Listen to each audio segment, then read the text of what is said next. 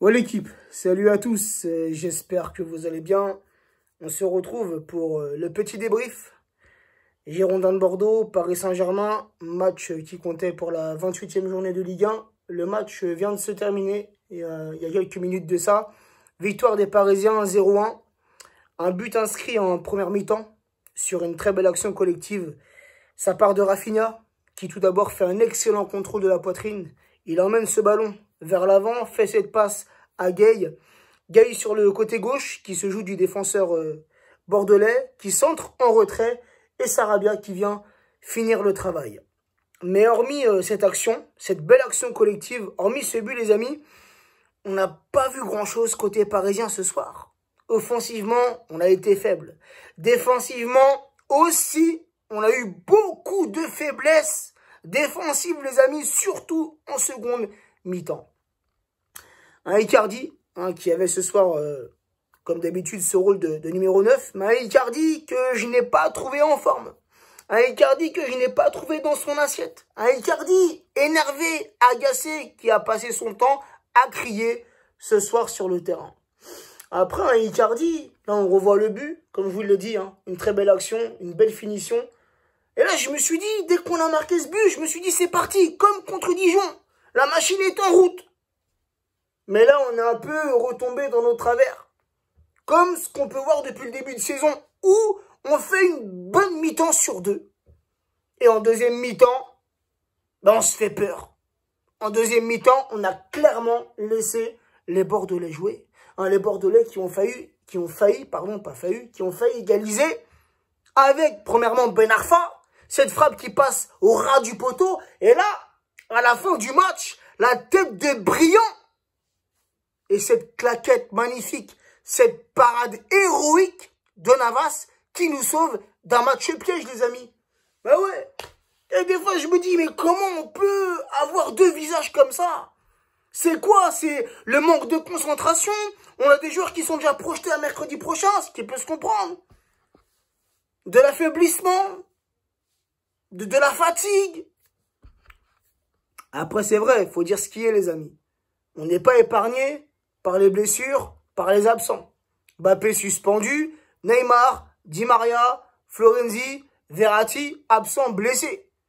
Donc ça aussi, les amis, faut le prendre en compte. Un des joueurs extrêmement importants, des titulaires importants pour le collectif parisien.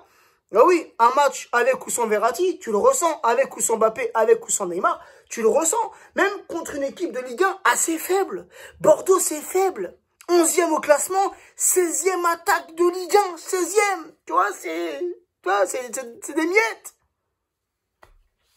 Maintenant, ce soir, les gars, oui, les 3 points, c'était important. Et heureusement qu'on s'impose par la plus petite des manières. Et avec un jeu loin d'être flamboyant. Mais heureusement qu'on prend les 3 points. Les 3 points, je vais plus réussir à parler. on a eu en début de soirée, à 19h, Lyon, qui se sont imposés 1-0 contre Rennes. On a eu là en même temps. Moi, je l'ai suivi sur ma tablette. J'ai pas suivi le match, mais le score. J'étais là, j'étais content. J'étais content, frère, jusqu'à la 89e, 90e minute où je vois Lille.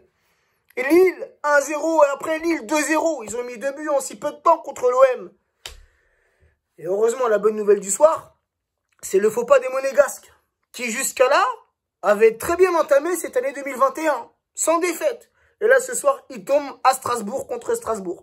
Donc ça, les gars, c'est la seule chose positive du soir avec les 3 points du Paris Saint-Germain. Donc les Lillois restent premiers avec 62 points. Le Paris Saint-Germain, deuxième avec 60 points. Lyon, troisième avec 59 points. Et les Monégasques, quatrième, qui restent avec 55 points. Mais les gars, ça va la bataille jusqu'à la fin. Il reste quoi? 10 journées. 10 journées, les amis. 10 journées pour espérer soulever ce titre, ce trophée de champion de France. C'est important, les amis. On ne doit pas lâcher. On joue la Ligue des Champions dans une semaine et on y pense tous. On est extrêmement excités, impatients d'y être et je pense que nos joueurs aussi.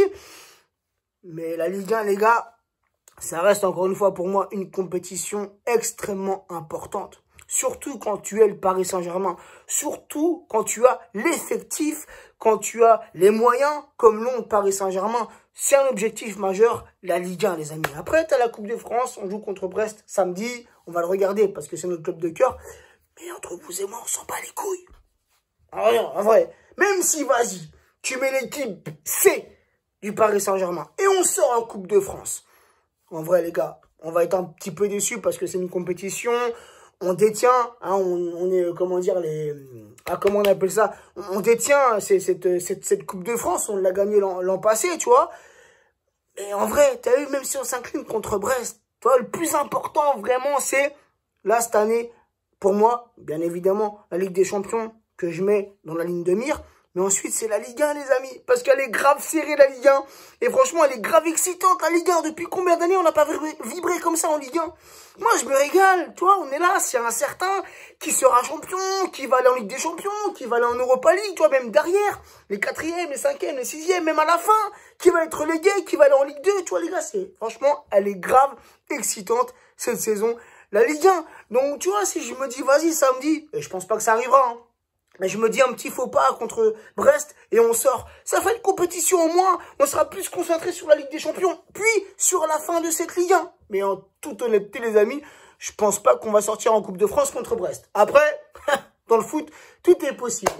Bref, il n'y a pas plus de choses à rajouter. Je commence un peu à m'éloigner du débrief du match. Mais bref, voilà une victoire importante. Les 3 points. Le joueur que j'ai aimé ce soir, c'est Kimpembe, les amis. Kimpembe, notre Titi parisien, notre Prenel Kimpembe qui a fait un excellent match. Défensivement, un excellent match. Le problème ce soir, c'était plutôt nos latéraux. Dagba, je l'ai pas trouvé dans son match. Kurzawa, c'est pas qu'il a fait un mauvais match. Mais Kurzawa, à un moment donné, en première mi-temps, il a débordé. Un très bon appel de balle. Marquinhos lui a transmis ce ballon, il l'a contrôlé, je crois, il a marché dessus, il a roulé sur le ballon, il est tombé. En seconde mi-temps, il veut dégager le ballon de la tête, en fait, ça fait une passe au joueur adverse. Tu vois, Kurzawa un peu brouillon ce soir. Il n'a pas réussi tout ce qu'il a entrepris, tu vois. Mais sinon, Kimpembe, pour moi, ce soir, il a fait un excellent match. Après, c'est la rentrée de Kerrer. Déjà, Dagba, il n'était pas dans son match, mais Kerrer, il a fait une rentrée de merde, Kerrer. Comment est-ce qu'il a fait Kerrer? Il a pris ballon, il a traversé le terrain, il a fait ses remontées. T'as l'appel de balle d'Icardi. Déjà qu'Icardi, il n'est pas dans son match. Mais là, il fait un très bon appel de balle dans la surface bordelaise. Et t'as Kerrer qui veut dribbler. Kerrer, tu sais à peine défendre et tu veux dribbler. Mais tu t'es pris pour qui? T'as voulu dribbler qui? Quoi? Quand? Passe-le le ballon, passe-le. Kerrer, quand je le vois, il m'énerve. Kerrer, là, je vois sa tête. Soit quand il est titulaire ou quand il rentre, je le vois sur le bord de la touche, il m'énerve. Il m'énerve, le mec. Putain, je sais pas, prends tes valises à la fin de la saison et barre-toi. Sincèrement, sérieux. Les joueurs comme ça, non, ils sont inutiles, les joueurs comme ça. Inutiles. Et un Draxler, que j'ai beaucoup aimé en première mi-temps. Il s'est un petit peu éteint en seconde mi-temps, comme le reste des Parisiens. Mais une très bonne première mi-temps de Draxler qui revient petit à petit avec la confiance de Pochettino, puisqu'il a été laissé de côté par Tuchel. Mais Draxler, c'est un joueur qui est rempli de qualité. Techniquement, c'est un joueur, il est classe techniquement. Il peut faire la différence. Rappelez-vous, sa rentrée contre le Barça. C'est le contre-attaque, c'est le passe, tu vois.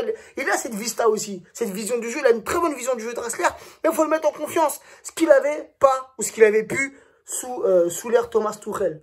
Bref, là, on voit les buts des Lillois. Pourquoi vous avez gagné, vous aussi, là? Putain. Sérieux, vous pouvez prendre la première place, vous pouvez rester premier ce soir.